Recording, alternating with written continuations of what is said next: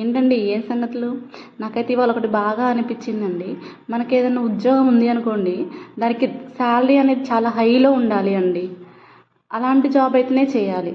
లేదు అసలు లోగా ఉన్న జాబ్ అయితే అసలు జాబు మానేయలేము, వాళ్ళు ఉద్యోగము చేయలేము.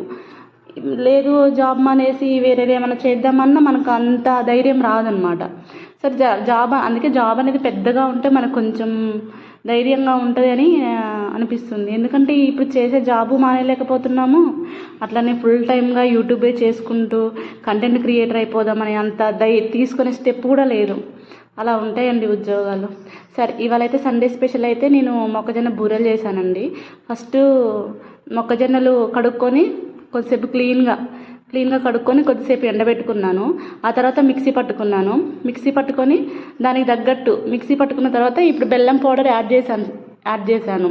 తర్వాత కళాయిలో నూనె పోసి కొంచెం వేడి చేసిన తర్వాత ఇలా గుడ్డ మీద కానీ ఇలా నూనె ప్యాకెట్ మీద కానీ చిన్న చిన్నగా మన గారెలు ఒత్తుకున్నట్టు ఒత్తుకొని డీప్ ఫ్రై చేసుకుంటే సరిపోతుందండి. చాలా చాలా బాగుంటాయి ఈ బూరెలు. చాలా ఈజీ ప్రాసెస్. కావాలనుకున్న వాళ్ళు యాలకుల పొడి వేసుకున్నా కూడా ఇంకా చాలా బాగుంటుంది. చిన్నపిల్లలు చాలా ఇష్టంగా తింటారు ఈ స్నాక్స్. మా ఇంట్లో అయితే దీనితోనే గడిచిపోయిందండి ఇవాళ. ఈ సండే స్పెషల్ అయితే మేము ఇది ఒకటి చేసుకున్నాం. దీంతో పాటుగా రొయ్యల వేపుడు కూడా చేశానండి. రొయ్యల వేపుడు రేపటి వీడియోలో అప్లోడ్ చేశాను. Thanks for watching.